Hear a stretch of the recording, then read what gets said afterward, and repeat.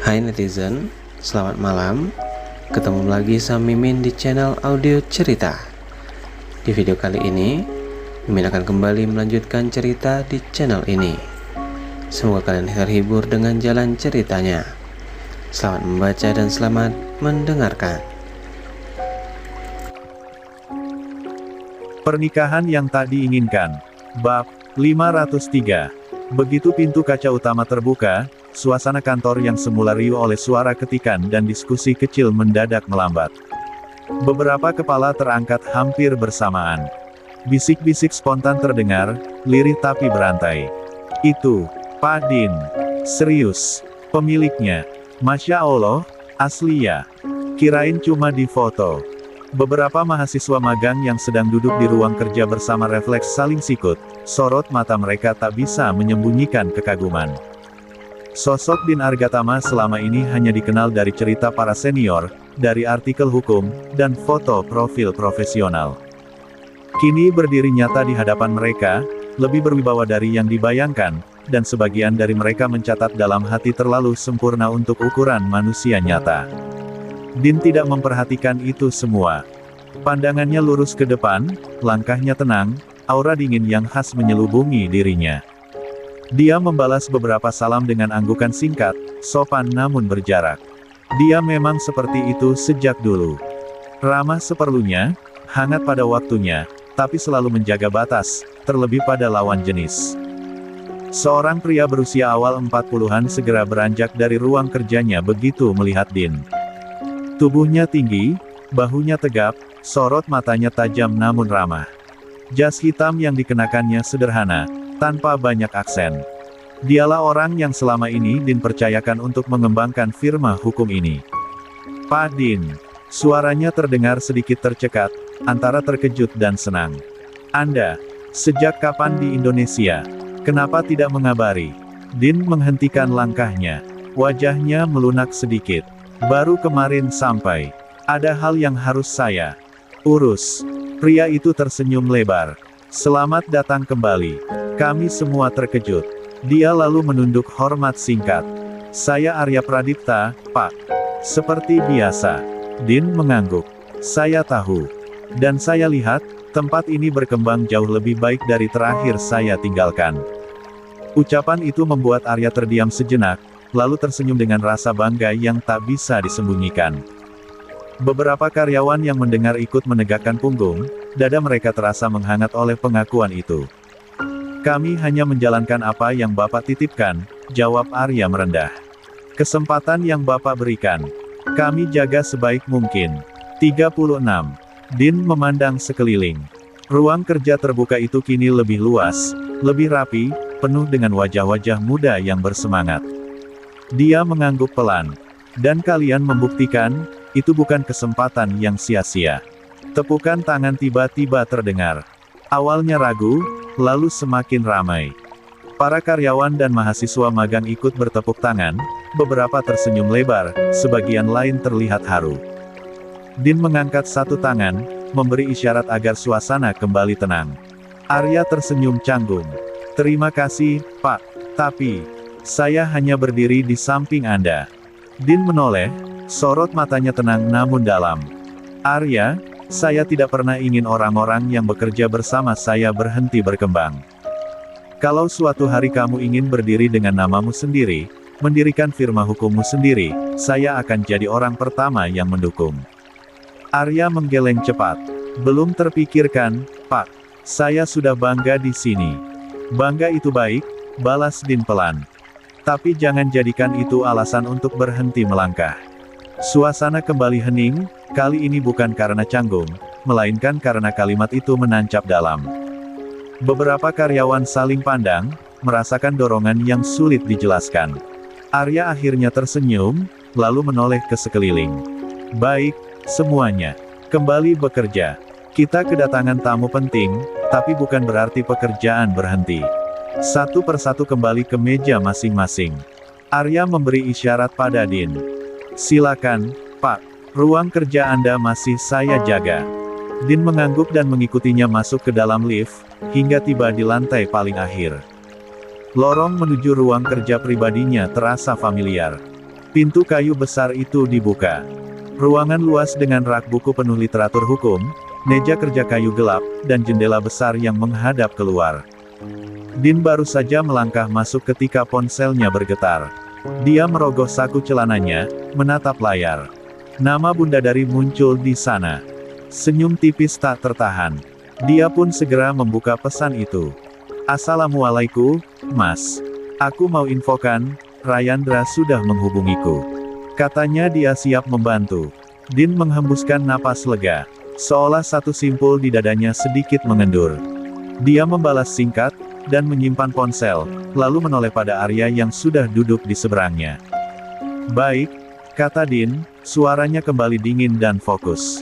Sekarang kita bicara serius. Arya menegakkan tubuh. Kasus. Dean mengangguk. Kasus keluarga. Sensitif, dan berbahaya. Dia membuka map coklat yang dibawanya. Di dalamnya ada beberapa transkrip, catatan waktu, dan satu flash disk kecil. Ini rekaman pengakuan korban. Kondisinya tidak stabil. Pengakuan ini tidak direncanakan. Arya menerima flash disk itu dengan ekspresi serius. Dia menatap sejenak, lalu menarik laptop dan dipasang ke laptop untuk membuka rekaman tersebut. Hening sejenak, baik Dena maupun Arya fokus menatap layar yang bersisi video singkat Alea mengamuk saat akan diberi makan Azarin. Namun akhirnya dia mengakui dalam kondisi histeris jika Alea jenderal yang sudah menelanjanginya. Kalimat itu begitu jelas. Dia tidak memalingkan wajah, tapi rahangnya mengeras. Dean berdiri tanpa bergerak, kedua tangannya mengepal di sisi tubuhnya. Video itu berakhir, berganti dengan rekaman suara. Kali ini suara Rayandra tenang, terukur, penuh tekanan batin. Dia menceritakan ancaman yang dia terima, foto-foto yang dikirim ke institusi, dan alasan mengapa pernikahan itu dibatalkan secara sepihak. Ketika layar kembali gelap, ruangan terasa lebih sempit. Arya menutup laptop perlahan. Ini bukan pengakuan yang dibuat-buat, katanya akhirnya. Reaksi tubuhnya tidak bisa dipalsukan. Dean mengangguk tipis. Saya tahu. Masalahnya, lanjut Arya, ini tetap belum cukup untuk pengadilan pidana. 37. Dean tidak menyanggah. Dia pun ikut duduk, lalu membuka map coklat yang tadi dibawanya. Beberapa lembar kertas dikeluarkan dan disusun rapi di meja. Ini rangkuman yang saya buat beberapa bulan lalu, katanya. Saat Alea pertama kali menghilang. Arya mengambil salah satu lembar. Dia menghilang 2 hari. Ya, Dean menautkan jemarinya. Alea terakhir terlihat di apartemennya. Beberapa hari sebelumnya, Jenderal datang ke sana. Satpam di sana mengingatnya. Arya menoleh cepat. Ada bukti tertulis. Ada catatan masuk. Tapi tidak ada rekaman CCTV di lorong lantai itu. Alasan manajemen, sistem sedang rusak. Nada Dean datar, tapi di baliknya tersimpan kemarahan yang belum padam. Lalu di mana dia ditemukan? Tanya Arya. Alea ditemukan di gedung kosong seperti ruko mangkrak. Tubuhnya tanpa busana. Kondisinya dehidrasi, memar di beberapa bagian, dan mengalami shock berat. Dean berhenti sejenak. Tidak ada laporan resmi. Saya waktu itu di Dubai. Dan menurut laporan anak buah saya, kondisinya sudah tidak memungkinkan untuk diperiksa. Arya menghembuskan napas panjang. Dan tidak ada visum. Tidak, jawab Dean singkat. Tidak ada yang berani. Hening kembali jatuh. Arya bersandar, menatap langit-langit sejenak. Ini bukan soal kurangnya bukti, katanya pelan. Ini soal betapa rapi seseorang membersihkan jejak. Dean menyipitkan mata. Dan itu hanya bisa dilakukan oleh orang yang tahu sistem. Atau dilindungi sistem, tambah Arya. Dean bangkit dari kursinya, berjalan mendekati jendela. Di luar, kota bergerak seperti biasa. Orang-orang tertawa, kendaraan berlalu lalang. Tidak ada yang tahu, seseorang di tempat lain sedang bertarung melawan keinginan hidupnya sendiri. Yang membuat saya tidak bisa diam lagi, ujar Dean, suaranya lebih rendah, adalah ini. Dia berbalik, menatap Arya lurus-lurus. Lelaki ini masih bebas. Datang ke rumah mertuanya. Mengklaim ingin bertemu anaknya. Arya menegang. Sanum. Dean mengangguk. Alea memang sejak awal sudah berniat menyembunyikan anak itu darinya. Dan sekarang, tekanan itu kembali muncul. Pertanyaan-pertanyaan, paksaan halus, dan itu buat mertua saya juga ikut ketakutan setiap saat. Arya mengepalkan tangannya. Itu bentuk intimidasi lanjutan. Ya, sahut Din. Dan itu yang membuat saya yakin. Ini bukan kejadian satu kali. Arya berdiri, berjalan bolak-balik. Kita tidak bisa menunggu korban stabil baru bergerak. Dia bisa hancur duluan. Din menoleh. Lalu apa langkah pertama menurutmu? Arya berhenti. Kita hentikan pergerakannya.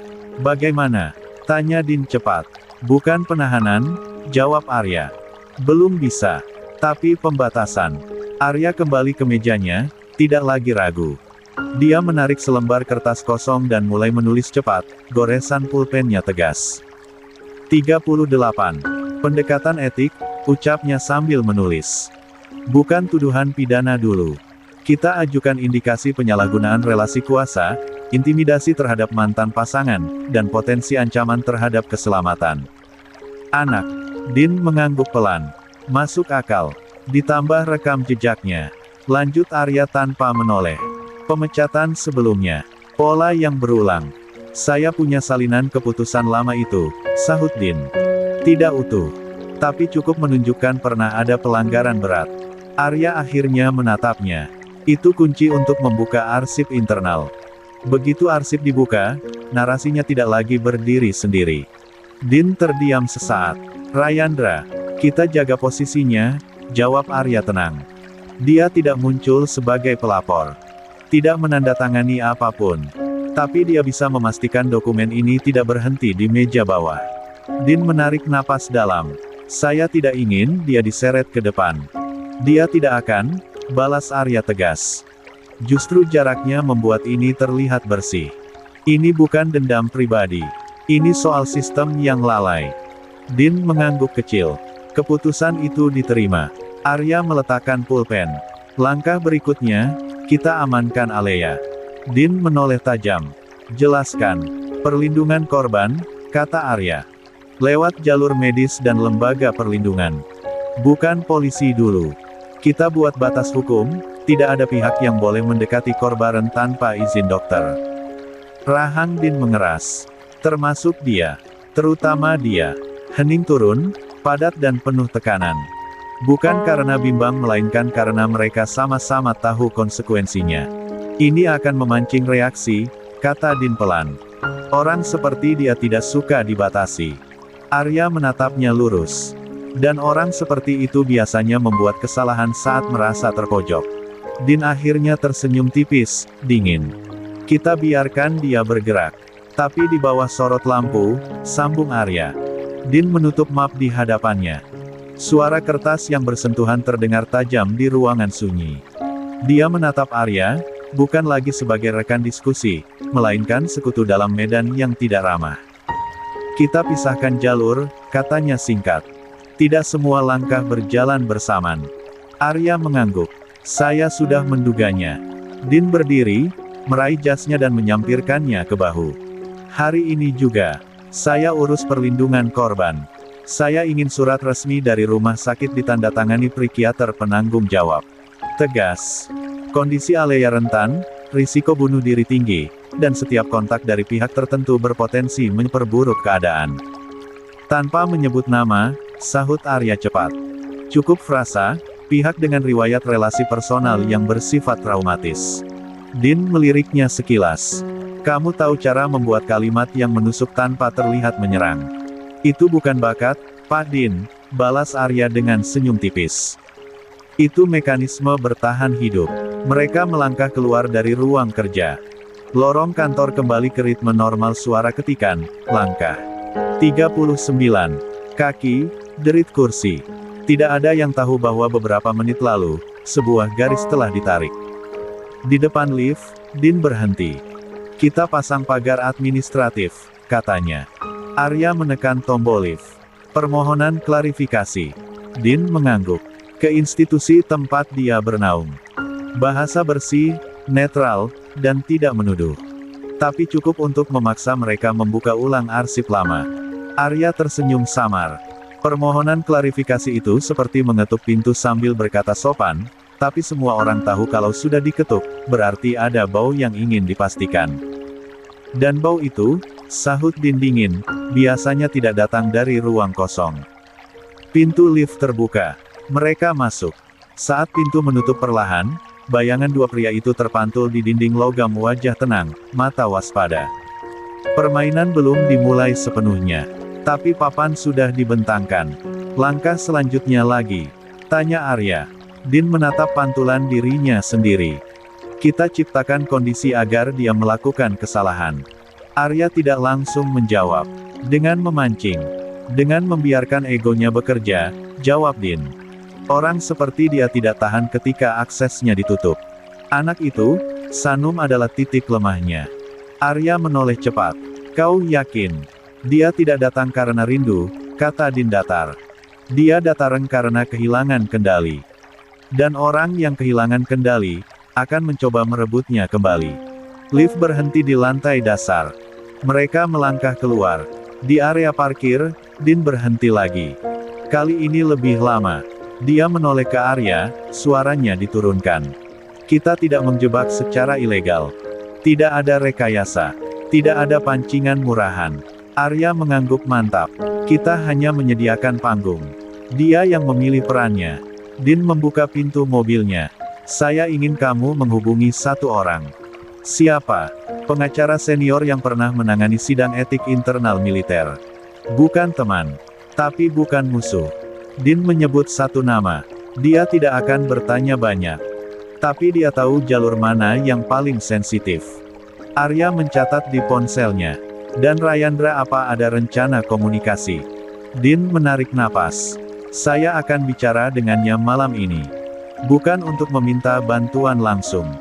Tapi untuk memastikan satu hal, jawab Din pelan. Apakah orang-orang di atasnya masih peduli pada kebenaran, atau hanya pada citra? Arya menyeringai tipis. Pertanyaan yang seringkali jawabannya menyakitkan. Din masuk ke mobil, menyalakan mesin. Kalau jawabannya yang kedua, kita punya cara lain. Mobil bergerak keluar dari area kantor. Jalanan Sukabumi tampak biasa saja, tapi di benak Din, garis-garis strategi terus bergerak, seperti papan catur yang tak pernah kosong. Sementara itu, di kota Bandung di lingkungan markas Kodam 3, Siliwangi, udara pagi menjelang siang. 40. Terasa lebih berat dari biasanya. Rayandra berdiri tegap di depan sebuah pintu berlapis kayu tua, dengan plakat kecil bertuliskan Asisten Intelijen Kodam 3, Siliwangi. Seragamnya rapi tanpa celah, pangkat letnan kolonel di pundaknya terpasang sempurna. Wajahnya tenang, tetapi rahangnya mengeras tanda dia sedang menahan sesuatu yang jauh lebih riuh di dalam kepala. Masuk. Suara berat dari dalam ruangan memecah jeda. Rayandra melangkah masuk. Ruangan itu luas, dindingnya dipenuhi peta wilayah Jawa Barat dan foto-foto lama operasi militer. Seorang perwira senior duduk di balik meja besar, sorot matanya tajam namun tidak tergesa. Rayandra memberi hormat. Izin melapor. Silakan duduk, Letkol, jawab sang atasan, tanpa basa-basi. Kau jarang datang tanpa membawa sesuatu di pundakmu. Rayandra duduk perlahan. Punggungnya tetap tegak, tangannya terlipat rapi di atas paha. Dia tahu, di ruangan ini, setiap kata bisa menjadi pedang bermata dua. Saya tidak membawa laporan resmi, katanya membuka pembicaraan. Saya datang untuk meminta pandangan. Alis sang atasan terangkat tipis. Pandangan soal apa? Soal etika, jawab Rayandra tenang. Dan batas kesabaran. Hening jatuh beberapa detik. Sang atasan menyandarkan tubuh ke kursi, memperhatikan Rayandra lebih saksama. Lanjutkan. Rayandra menarik napas dalam. Jika ada seorang perwira, pangkatnya rendah, tetapi memiliki rekam jejak yang berisik. Pernah dikeluarkan secara tidak hormat. Lalu, entah dengan jalur apa, kembali mengenakan seragam dan berjalan seolah masa lalunya tidak pernah ada. Dia berhenti sejenak, memastikan kalimatnya tetap bersih dari tuduhan langsung. Menurut Bapak, lanjutnya, pada titik mana institusi harus berhenti memaafkan, dan mulai bertanya. Sang atasan tidak langsung menjawab. Dia mengambil kacamata bacanya, lalu meletakkannya kembali tanpa dipakai, kebiasaan lama saat sedang berpikir keras. Kau bicara tentang seseorang, katanya pelan, yang seharusnya belajar dari kejatuhannya, tapi justru merasa kebal karena pernah diangkat kembali. Rayandra mengangguk tipis. Kurang lebih begitu. Dan kau tahu, sambung sang atasan, bahwa menembuka luka lama berarti siap menghadapi bau busuk yang ikut keluar. Saya siap, jawab Rayandra tanpa ragu. Yang tidak siap, justru korban-korban yang dibiarkan menanggungnya sendirian. Nada suaranya tetap datar, tapi ada tekanan yang tak bisa disembunyikan. Sang atasan menatapnya lama. Kau tidak menyebut nama, tidak membawa berkas. Tapi caramu bicara seolah kau sudah tahu jawabannya. Rayandra menunduk sedikit. Saya tahu risikonya, Pak. Tapi saya juga tahu, membiarkan ketidakadilan berjalan rapi justru akan menghancurkan kepercayaan dari dalam. Sang atasan berdiri, melangkah ke arah jendela. Dari sana terlihat halaman markas, prajurit lalu lalang seperti biasa. Dunia tetap berjalan normal selalu begitu. Kau ingin menjatuhkannya? Tanya sang atasan akhirnya, tanpa menoleh. 41. Rayandra menjawab jujur. Saya ingin kebenaran berdiri di tempat yang seharusnya. Kalau itu membuat seseorang jatuh, itu konsekuensi, bukan tujuan. Sang atasan tersenyum tipis, bukan senyum hangat, melainkan senyum orang yang sudah terlalu sering melihat skenario serupa. Dulu, katanya, orang itu jatuh bukan karena satu kesalahan, tapi karena terlalu banyak orang memilih. Diam. Rayandra mengepalkan tangannya perlahan. Dan sekarang, dia berjalan lagi. Seolah dunia berutang kesempatan kedua padanya. Kesempatan kedua, sahut sang atasan, bukan penghapusan dosa. Dia berbalik, menatap Rayandra lurus. Jika kau ingin bergerak, jangan mulai dari tuduhan. Mulailah dari pola, administrasi, jejak keputusan. Siapa yang membantunya kembali, dan kenapa? Rayandra mengangguk, mencatat dalam benaknya. Dan satu hal lagi, lanjut sang atasan. Jangan berdiri sendirian di depan badai. Kau letnan kolonel, benar. Tapi badai institusi tidak mengenal pangkat jika sudah menyentuh kepentingan. Ada pihak sipil, kata Rayandra pelan. Pengacara. Mereka juga sedang bergerak. Sang atasan mengangguk kecil. Bagus. Biarkan tekanan datang dari lebih dari satu arah.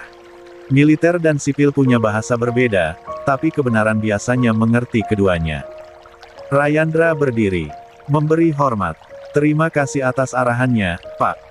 Sebelum dia berbalik pergi, sang atasan menambahkan satu kalimat terakhir, nadanya dingin namun jujur.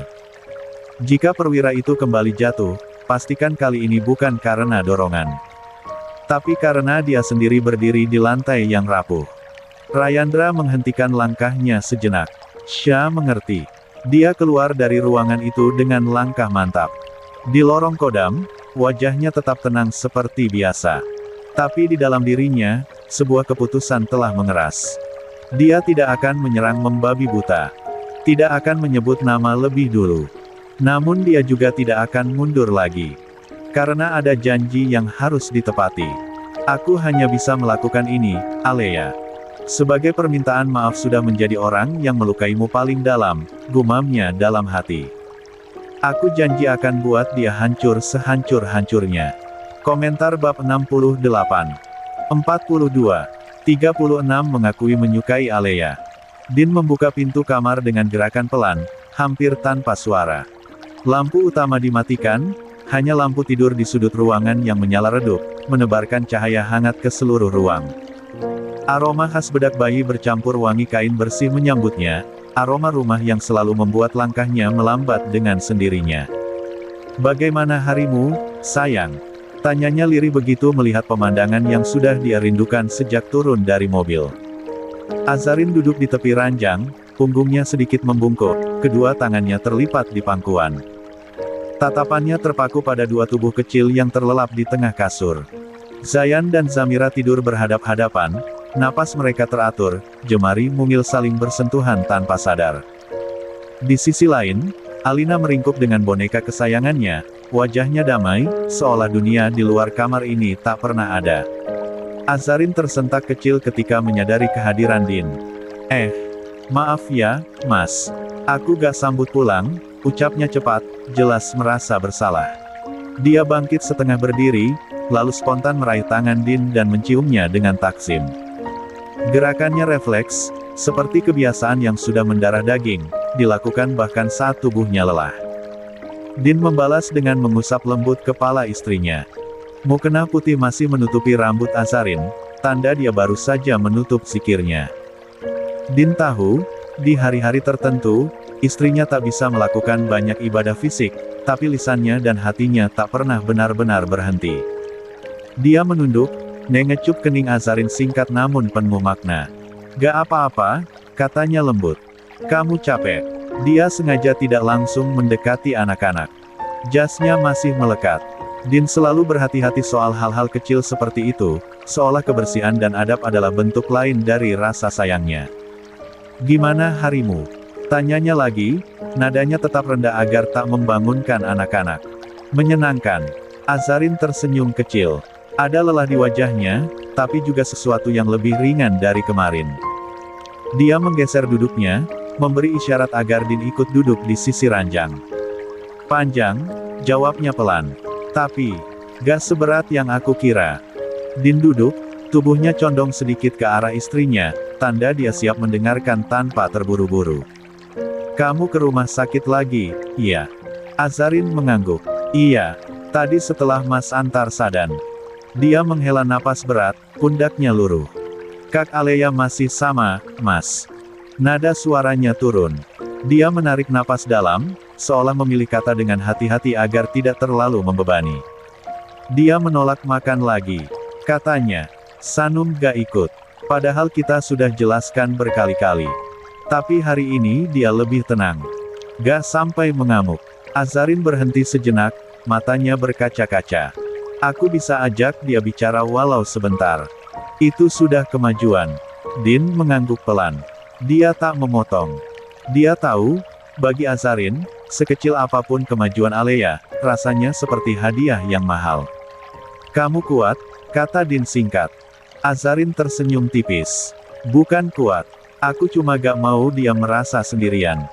Setelah dari rumah sakit, Azarin menceritakan saat dia mengajak anak-anak ke mall. Ke arena permainan yang penuh warna dan suara tawa. Alina dan Sehrish langsung berlari dengan senang, tertawa setiap kali. 43. Meluncur dari perosotan kecil. Sampai ada yang bilang Sehrish wajahnya beda, ucap Azarin pelan sambil terkekeh. Katanya bukan seperti anak Indonesia kebanyakan. Din ikut tersenyum. Dia bisa membayangkan ekspresi bangga sekaligus kikuk di wajah istrinya saat itu. Kamu jawab apa? Ya aku bilang, anak-anak itu ciptaan Allah. Semua unik. Semua indah dengan caranya sendiri. Azarin mengangkat bahu. Aku gak suka membesar-besarkan hal begitu. Din menatap istrinya dengan rasa bangga yang tak dia sembunyikan. Baginya, kebijaksanaan Azarin justru terlihat dari caranya menyikapi hal-hal sederhana. Kamu menikmati harimu, kata Din lebih sebagai pernyataan. Azarin mengangguk pelan. Sedikit. Dan itu sudah cukup buatku. Hening menyelimuti kamar. Bukan hening canggung, melainkan jeda nyaman yang hanya bisa dimiliki dua orang yang saling memahami tanpa perlu banyak kata. Setelah beberapa saat, Azarin menoleh. Kalau Mas sendiri, urusan kantor gimana? Din menarik napas pelan. Wajahnya tetap tenang, tapi ada kehati-hatian dalam caranya menjawab. Insya Allah aman, sayang. Semua berjalan seperti yang Mas dan Pak Arya rencanakan. Azarin menunggu. Dia tahu suaminya tidak sedang menyembunyikan, hanya menyaring. Mas juga sudah bicara dengan Rayandra. Lanjut Din. Mungkin mulai besok, akan ada kejutan. Kening Azarin berkerut. Kejutan apa, Mas? Din tersenyum kecil. Dia tidak langsung menjawab. Tangannya terangkat, mengusap lembut pipi Azarin. Lihat saja besok. Dia lalu berkata dengan nada yang lebih dalam, lebih tegas, namun tetap penuh kasih. Mas cuma minta satu. Kamu tutup kuping dan matamu dari urusan ini. Mas gak mau kamu kehilangan fokus. Apapun yang terjadi, selama Mas ada, insya Allah semua akan baik-baik saja. Azarin menatap suaminya lama. Di mata itu, dia melihat keyakinan, bukan kesombongan. Perlindungan, bukan penguasaan. Dia mengangguk. Aku percaya sama Mas. Din mengecup keningnya sekali lagi, lebih lama dari sebelumnya. Senyumnya kecil, tapi tulus. Aku mandi dulu, katanya sambil berdiri. Azarin refleks ikut bangkit. Aku buatin air panas, ya. Din menggeleng. Gak usah. Kamu istirahat saja. Tubuhmu juga punya hak. Azarin hendak membantah, tapi tatapan Din sudah cukup membuatnya mengalah. Dia kembali duduk, namun tetap mengambil baju tidur dari lemari. Dia melipatnya rapi, lalu meletakkannya di atas kursi dekat kamar mandi. Din menoleh sebelum masuk. Terima kasih. Azarin tersenyum kecil. Itu tugasku. Bukan, jawab Din ringan. Itu pilihanmu. Dan aku bersyukur. Pintu kamar mandi tertutup. Suara air mulai terdengar, konstan, menenangkan. Azarin kembali menatap anak-anaknya. Lelah di tubuhnya belum sepenuhnya pergi, tapi hatinya terasa lebih ringan. 44. Waktu berlalu tak terasa, malam semakin beranjak. Pintu kamar mandi akhirnya terbuka. Uap hangat menyusup keluar lebih dulu, bercampur aroma sabun yang bersih dan segar.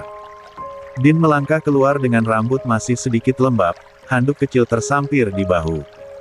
Wajahnya terlihat lebih tenang, seolah sebagian beban yang dia bawa sejak siang ikut luruh bersama air mandi. Langkahnya terhenti begitu matanya menangkap suasana kamar. Kasur lain sudah terhampar rapi di sisi ranjang besar. Selimut dilipat setengah, bantal diletakkan berdampingan. Azarin sudah berbaring di sana, tubuhnya menghadap ke arah ranjang, satu tangan menopang pipi. Di sisinya, tepat di atas ranjang, Alina tidur meringkuk. Wajah polos itu tampak damai, seolah dunia tidak pernah memberinya alasan untuk cemas malam ini. Sama dengan Zayan dan Zamira pun masih terlelap. Guling panjang diletakkan di tengah sebagai pembatas, membuat ruang mereka terasa aman. Selimut bayi tertata rapi, hanya naik turun dada kecil mereka yang menandakan hidup yang sedang beristirahat. Din berdiri cukup lama di ambang pintu kamar mandi, memandangi semuanya. Ada perasaan yang menghangat di dadanya, campuran rindu, syukur, dan tanggung jawab yang tak bisa diungkapkan dengan kata sederhana. Dia melangkah mendekati ranjang lebih dulu. Gerakannya pelan, terukur, seperti seseorang yang sangat sadar bahwa sedikit saja suara bisa merusak ketenangan yang mahal ini. Din membungkuk, membenahi ujung selimut Zamira yang bergeser. Jari-jarinya menyentuh kulit bayi itu sekilas, cukup untuk membuat Zamira mengerutkan dahi kecilnya sebelum kembali tenang. Din tersenyum tipis. Dia lalu beralih ke Zayan. Tangannya berhenti sejenak di udara, lalu turun perlahan, mengusap kepala kecil itu. Din menunduk, mengecup dahi putranya dengan hati-hati. Bibirnya bergerak pelan, doa singkat mengalir tanpa suara.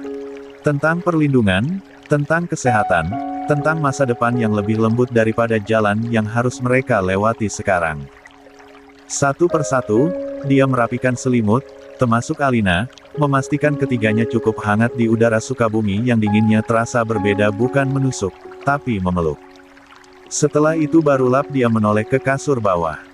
Azarin menatapnya sejak tadi, sorot matanya lembut, tenang, ada sedikit rasa malu yang tak pernah benar-benar hilang meski usia pernikahan mereka tak lagi sebentar.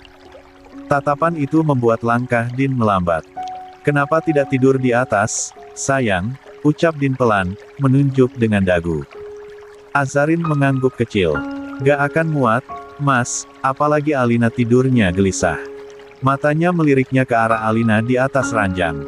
Tadi udah diajak Mbak Santi ke atas, tapi dia menolak, katanya pengen di sini. Dia sedih, karena sepulang dari taman bermain, Sehrisha langsung ke hotel. Mau aku pindahin ke atas, tapi dia sudah tertidur. Aku gak tega. Din tersenyum. Kadang anak tahu kapan dia ingin dekat. Kita cukup mengalah. Dia duduk di sisi kasur, merapikan rambut Alina yang menutupi wajahnya. Tangannya bergerak refleks, seperti sudah hafal gerakan itu sejak lama. Din mencium kening Alina singkat, lalu menarik selimut sedikit lebih tinggi menutup bahu kecilnya. Besok dia pasti bangun dengan cerita panjang, gumam Din lirih. Azarin tersenyum kecil. Dan kamu akan pura-pura kaget mendengarnya. Din tersenyum tipis mendengar jawaban istrinya. Dia berdiri perlahan, mematikan lampu utama kamar, menyisakan cahaya temaram dari lampu tidur di sudut ruangan. Cahaya kuning itu jatuh lembut, membuat garis wajah Azarin terlihat lebih tenang, lebih hangat. Dia melepas handuk kecil di lehernya, meletakkannya di atas sofa, lalu berbaring di kasur di samping ranjang. Kasur itu memang tidak selebar ranjang utama, tapi cukup untuk dua orang yang terbiasa berbagi ruang tanpa. 45. Banyak tuntutan. Din memiringkan tubuhnya, menghadap Azarin. Tangannya terulur pelan, ragu sesaat, lalu akhirnya melingkar di pinggang istrinya dengan gerakan hati-hati. Azarin menegang sepersekian detik, refleks yang selalu muncul sebelum akhirnya dia mengendur dan membiarkan dirinya masuk ke pelukan itu. Wajahnya ia sembunyikan di dada Din, seolah tempat itu adalah satu-satunya ruang aman yang diizinkan untuk menampung rasa manja yang jarang dia tunjukkan. Din menghela napas panjang. "Aku kangen posisi ini," bisiknya. Azarin tidak langsung menjawab. Dia hanya menggeser sedikit tubuhnya, membuat jarak mereka semakin dekat. "Padahal Mas udah 2 hari di sini," sahutnya lirih, nada suaranya malu-malu. Din terkekeh pelan. Rindu itu tidak kenal kalender. Azarin mencubit kecil sisi kaus Din. "Kamu selalu punya kalimat aneh." "Itu bukan aneh, sayang," balas Din cepat, suaranya tetap rendah. "Itu pengalaman." Azarin mengangkat wajahnya sedikit, menatap Din dengan sorot mata yang membuatnya sulit bernapas normal. "Asteris pengalaman dari mana?" "Dari hidup bersamamu," jawab Din tanpa ragu. Azarin kembali menunduk, menyembunyikan wajahnya. "Mas bikin aku gak bisa balas." Din tersenyum lebih lebar. Tangannya mengusap punggung Azarin perlahan, ritmenya pelan, menenangkan. "Tidak semua hal perlu balasan. Ada yang cukup disimpan." Beberapa detik mereka diam. Hanya suara napas dan detak jam dinding yang terdengar samar. Di luar, angin Sukabumi berembus pelan, menyentuh jendela, seolah ikut menjaga rahasia malam itu. "Mas." Azarin memecah keheningan. Kenapa kamu diam?" Din menunduk sedikit, menempelkan dagunya di puncak kepala Azarin. "Aku lagi menghafal." "Menghafal apa?" tanya Azarin heran. "Detik ini. Supaya kalau nanti kita berjauhan lagi, aku punya sesuatu untuk diingat dengan lengkap." Azarin terdiam. Tangannya yang semula bertumpu di dada Din kini menggenggam kausnya perlahan. "Kamu selalu berpikir sejauh itu." "Karena Mas belajar," jawab Din. "Bahwa kebersamaan itu tidak selalu lama. Tapi kenangan bisa panjang kalau kita niat." Azarin menarik napas, dadanya terasa penuh. "Aku ini orangnya sederhana, Mas. Kadang aku takut tidak bisa mengimbangimu." Din mengangkat wajah Azarin dengan 2 jarinya, memaksanya menatap. "Kalau kamu sederhana, aku justru tenang. Dunia di luar sudah cukup rumit." Azarin tertawa kecil, nyaris tanpa suara. "Kamu sedang menggombal." Din berpikir sejenak, lalu mengangguk mantap. "Sedang. Tapi ini gombalan jujur." Azarin menggeleng pelan. "Coba satu lagi." Din menaikkan alis. "Minta." Azarin memalingkan wajah, pura-pura sibuk merapikan selimut.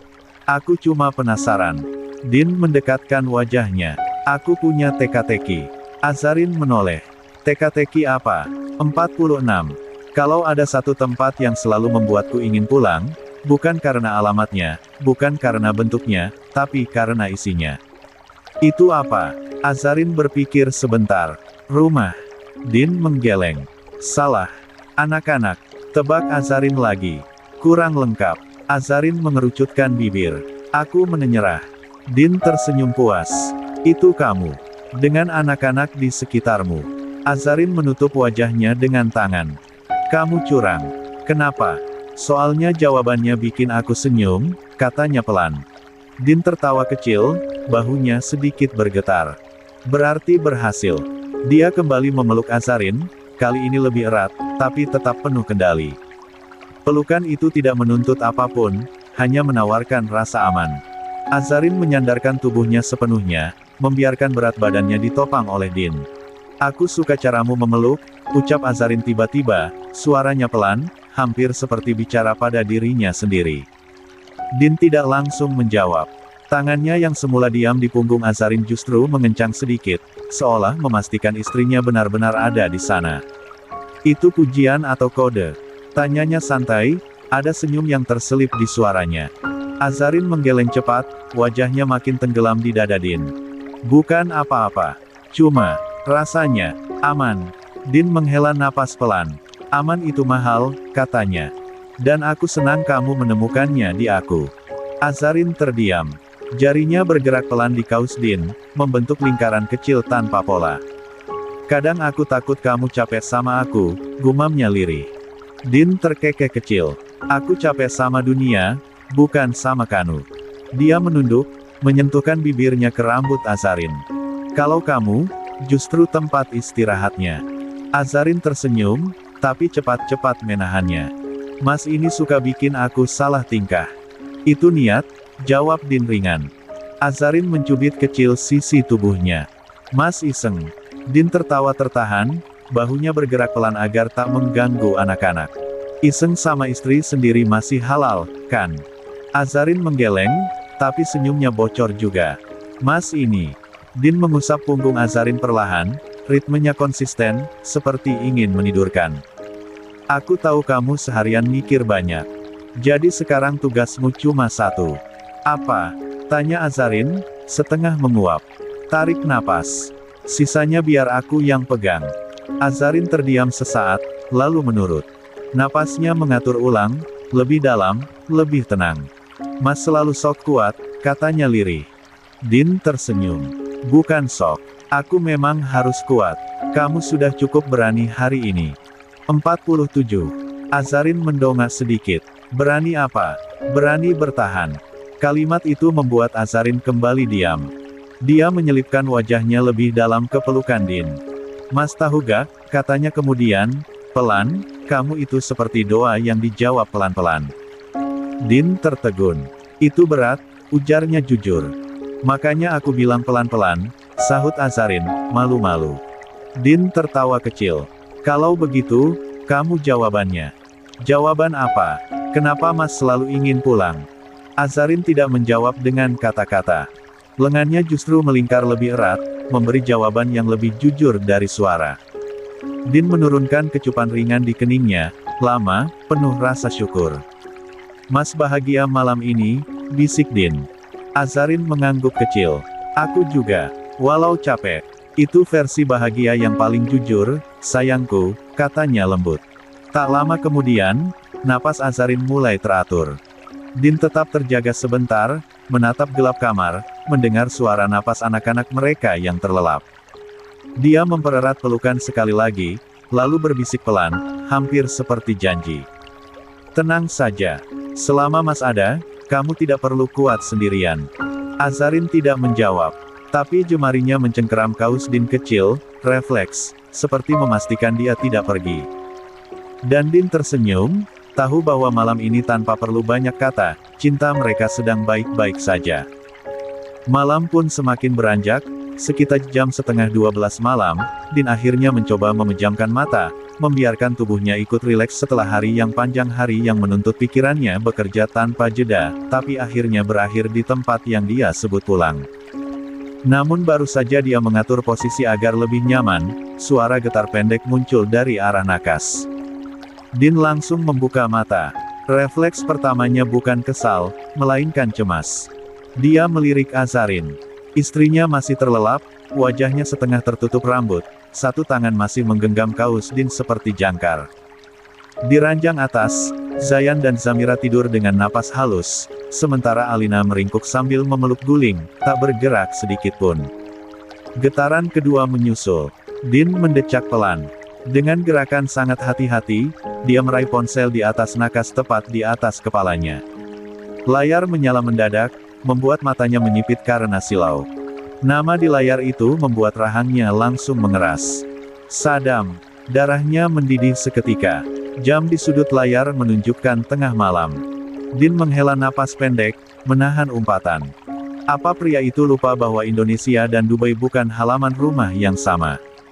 Atau dia memang sengaja menguji kesabaran. Din mengecilkan volume ponsel hingga hampir nol, lalu dengan perlahan melepaskan diri dari genggaman Azarin. Dia mengganti posisinya dengan bantal kecil, memastikan istrinya tetap nyaman. Setelah memastikan tak, 48. Ada yang terbangun, Din bangkit dari kasur.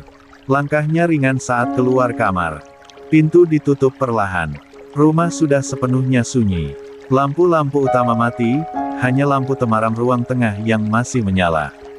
Dari lantai atas tak terdengar suara apapun, ibu mertuanya pasti sudah lama terlelap. Din baru mengangkat panggilan itu ketika dia merasa cukup jauh dari kamar. "Ada apa?" Ucapnya tanpa salam, suaranya rendah tapi tajam.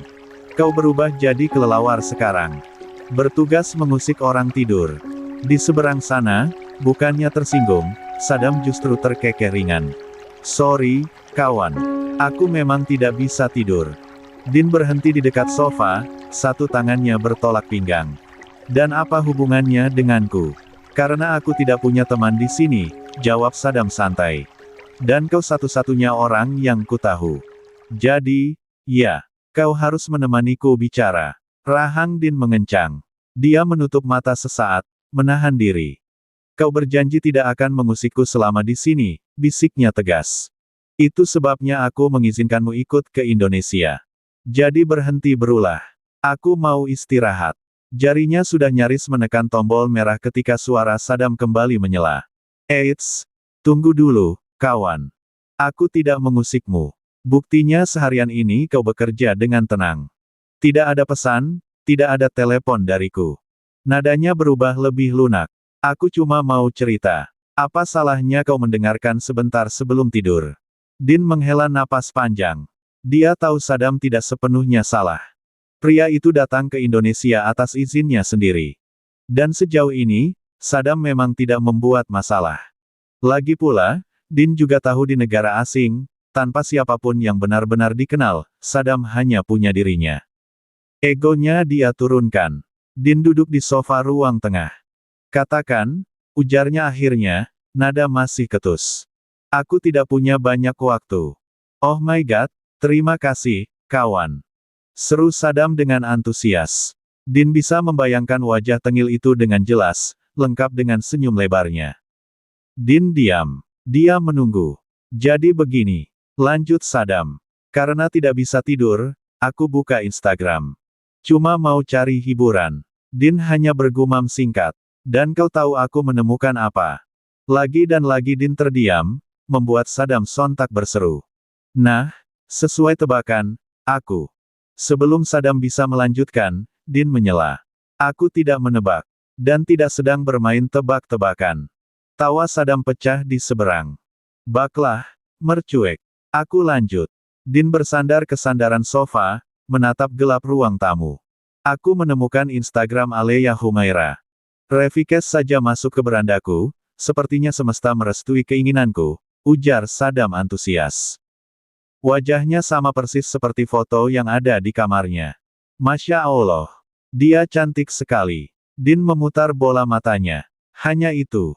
Suaranya terdengar muak. "Tidak penting." 49. "Bukan cuma itu," kata Saddam cepat, nadanya kali ini lebih serius.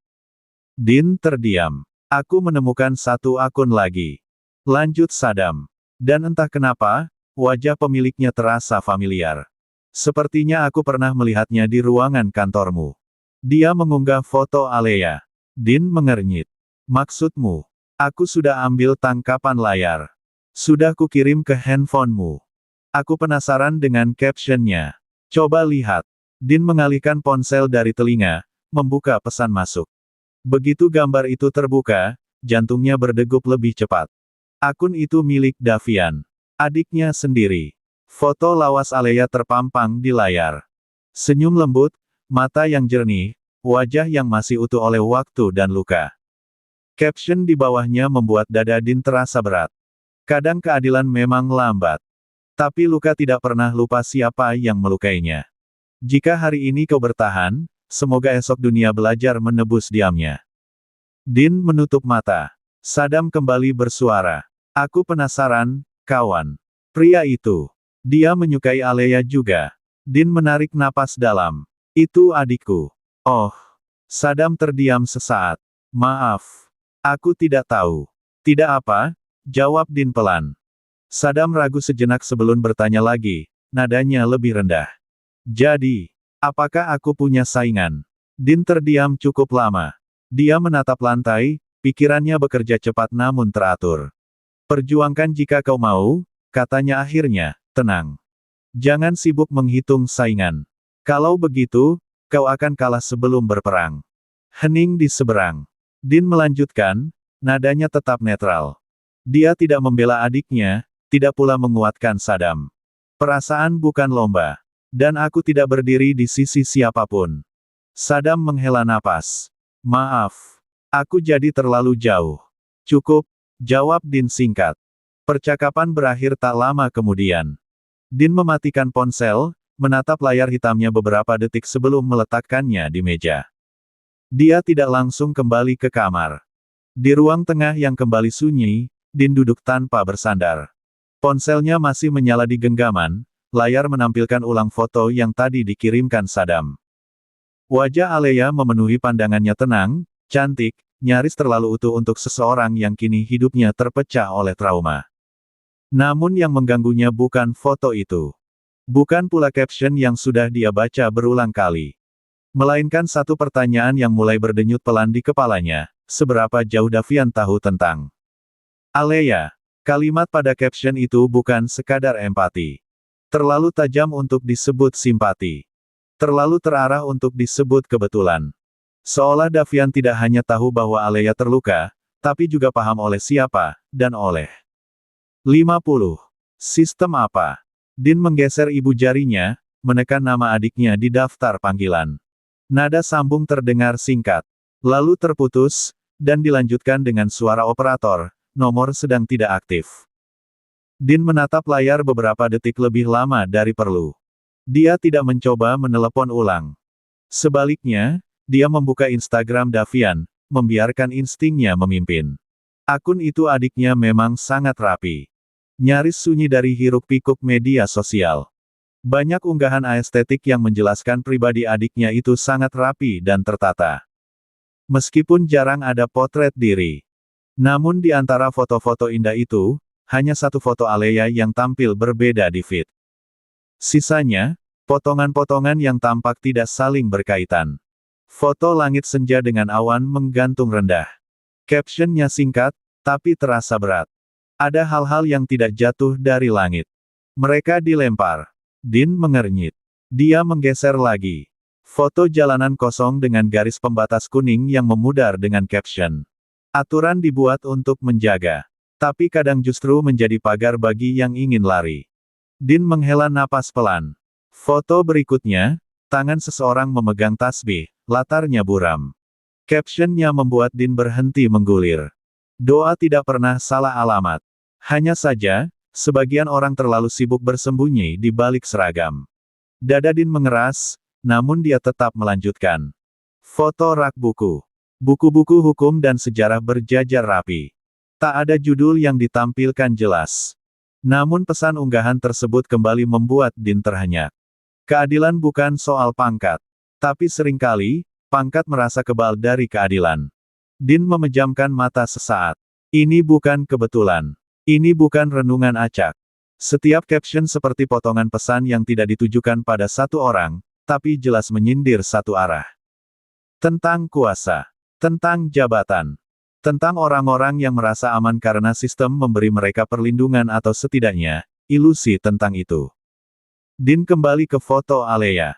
Caption itu kini terasa berbeda. Bukan lagi sekadar harapan, tapi pernyataan. Seolah Davian sedang berkata, aku tahu, dan aku menunggu. Menunggu apa? Din mengunci layar ponsel perlahan. Di kamar, Azarin dan anak-anaknya masih terlelap, dunia mereka tetap tenang dan damai. Tapi di ruang tengah ini, satu lapisan ketenangan baru saja retak. Din berdiri, melangkah menuju jendela, menatap gelap di luar. Udara dingin menyusup tipis, tapi tidak mampu menenangkan pikirannya. Jika Davian tahu lebih banyak dari yang seharusnya, pertanyaannya bukan lagi bagaimana dia tahu. Melainkan, kenapa Davian diam saja jika dia tahu banyak hal? Apa ada konspirasi yang tidak dia ketahui soal kasus Alea? 51. 37. Kemesraan yang terusik Saddam. Pagi itu datang tanpa tergesa, seolah tahu bahwa rumah ini masih ingin berlama-lama dalam hangatnya sisa malam. Tirai kamar sedikit terbuka, membiarkan cahaya matahari menyelinap malu-malu dan jatuh tepat di wajah Azarin. Selamat pagi, sayang. Suara itu datang bersamaan dengan kecupan bertubi-tubi di pipinya. Hangat, ringan, dan terlalu dekat. Azarin menggeliat, mengerang pelan, lalu membuka mata setengah. Dunia masih buram. Yang pertama dia tangkap bukan wajah Din, melainkan sinar matahari yang terasa lebih terang dari biasanya. Dia tersentak kecil, langsung duduk dengan ekspresi panik. Loh, Mas. Kok udah siang? Din yang masih setengah nerebah di sampingnya tersenyum santai, terlalu santai untuk ukuran seseorang yang baru saja membuat istrinya panik. Dia menopang kepala dengan satu tangan, wajahnya dekat terlalu dekat, membuat Azarin refleks menutup mulutnya dengan telapak tangan. Mas. Protesnya lirih. Jangan dekat-dekat. Aku baru bangun. Din mengangkat alis. Terus. Ya. Pasti bau, jawab Azarin jujur, pipinya memanas. Din terkekeh pelan, lalu meraih tangan Azarin dan menurunkannya perlahan dari wajahnya. Dengan gerakan yang tenang, dia mengusap rambut Azarin yang masih kusut, merapikannya dengan jari-jari yang sudah hafal teksturnya. Tenang saja, katanya lembut. Aku tidak menemukan apapun yang perlu dikhawatirkan. Azarin mendengus kecil, tapi kegugupannya tidak sepenuhnya pergi. Kenapa Mas gak bangunin aku? Lah, tadi dibangunin, sayang. Apa kurang garang kayak militer? Seloroh Din sambil terkekeh kecil di akhir kalimat. Azarin pun refleks memukul dada Din. Ish, Mas aku serius. Kenapa gak bangunin aku subuh sih? Mas pasti bangun salat kan? Nah, kenapa gak sekalian bangunin aku? Wajahnya berubah masam. Kesal sekaligus tak enak hati bangun kesiangan. Karena kamu tidur nyenyak, jawab Din tanpa ragu. Dan kamu kelelahan. Mas pikir juga, kamu tidak salat, ya udah. Sekali-sekali bangun siang gak apa-apa, sayang. Azarin ingin membantah, tapi sebelum sempat berkata apa-apa, dia tersadar akan satu hal penting. Matanya langsung melirik keranjang besar di samping kasur tempat ia tidur. Mas, anak-anak. Din tetap tenang. Terlalu tenang. Sudah Mas urus. Sekarang mereka lagi jalan sebentar sama Mbak Santi. Zayan dan Zamira sudah mandi. Alina juga. Bahu Azarin langsung luruh. Dia menghembuskan napas panjang, campuran lega dan rasa bersalah yang datang bersamaan. Mas ini, gumamnya. Kenapa semua Mas yang kerjakan sih? Dia bergeser mendekat, memeluk Din yang sudah duduk di depannya, lalu menyandarkan kepala ke dada suaminya. Ada rasa aman di sana, sesuatu yang tidak perlu dijelaskan dengan kata-kata. Din mengecup puncak kepala Azarin. Mengurus anak itu tugas suami juga, katanya tenang. Selama Mas 52 di Dubai, kamu yang pegang semuanya sendiri. Sekarang giliran Mas. Azarin diam. Bibirnya mengerucut sedikit, bukan karena marah, tapi karena merasa kecil. Aku kelewatan subuh, gak bikin sarapan lagi. Din tertawa kecil. Bukan tawa mengejek, melainkan tawa yang hangat.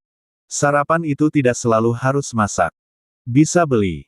Bisa sederhana. Yang penting kamu tidak stres. Azarin menarik diri sedikit, menatap wajah Din. Mas tuh. Selalu begitu. Begitu bagaimana? Selalu bikin aku merasa, gak sendirian, jawabnya pelan. Din hanya tersenyum. Dia tidak perlu membalas dengan kalimat panjang. Kadang, senyum saja sudah cukup. Azarin lalu bertanya soal rencana Din hari ini. Apakah ke kantor lagi? Din mengangguk, menjelaskan singkat bahwa dia akan mampir ke rumah sakit jiwa lebih dulu, mengurus beberapa hal administratif agar tidak ada pihak yang sembarangan menjenguk Alea. Wajah Azarin sedikit menegang, tapi Din segera menyentuh pipinya, mengalihkan fokusnya. Fokus kamu hari ini cuma satu, katanya tegas tapi lembut. Jaga diri kamu. Anak-anak. Yang lain, Mas yang urus. Kalimat itu bukan perintah. Lebih seperti janji. Azarin mengangguk. Kali ini tanpa ragu. Dia bangkit dari kasur. Aku mandi dulu. Din ikut berdiri, lalu tiba-tiba menahan pergelangan tangannya. Hadiah pagi dulu. Azarin menoleh dengan ekspresi curiga. Hadiah apaan? Kecupan. Azarin langsung menggeleng. Gak, aku masih bau. Din tersenyum miring. Bau itu relatif. Lagi pula, bau pun kalau dari istri sendiri, statusnya sudah halal. Mas. Azarin memukul ringan lengan Din, wajahnya memerah. Sekali saja, pinta Din. Sebagai bekal kerja, dan jangan lupa kata I love you, my husband. Azarin menghela napas, menyerah. Dia mendekat, mencium pipi Din cepat-cepat, lalu berbisik, hampir tidak terdengar, I love you. Din membeku sepersekian detik sebelum tersenyum lebar. Ulangi. Azarin langsung lari ke kamar mandi, wajahnya merah padam. Gak ada ulang-ulang. Pintu kamar mandi tertutup. Din berdiri terpaku beberapa saat, lalu tertawa kecil sambil meraba pipinya sendiri. Masih hangat. Masih sama, gumamnya. Tetap pemalu. Dia kemudian bangkit, dan menuju lemari, meraih kemeja, mulai bersiap. Gerakannya tenang, teratur. Pagi ini tidak berat. Tidak sesak. Ada sesuatu yang membuat langkahnya lebih ringan. Sementara itu, di dalam kamar mandi, Azarin menatap bayangannya di cermin. Pipinya masih merah. Dia menepuk-nepuk wajahnya sendiri. Ish. Kenapa sih selalu begini? Gerutunya pelan. Sudah nikah lama juga tetap saja kayak anak SMP. Dia menghela napas, lalu tersenyum kecil tanpa sadar. Di luar kamar mandi, Din melirik pintu tertutup itu, lalu menatap pagi yang semakin terang. Untuk sesaat, 53. Sebelum dunia kembali menuntut perannya, dia membiarkan dirinya menikmati hal sederhana ini. Rumah, dan istri tercintanya. Dia merapikan kemejanya, memasukkan kancing dengan rapi, lalu mengambil dasi dari atas meja. Gerakannya terlatih, hampir refleks. Saat sedang mengikat dasi, ponselnya bergetar pelan di atas nakas. Din melirik sekilas, awalnya tanpa minat, sampai matanya menangkap satu nama yang membuat alisnya terangkat tipis. Davian. Din refleks menoleh ke arah kamar mandi. Pintu masih tertutup. Tidak ada tanda-tanda Azarin akan keluar dalam waktu dekat.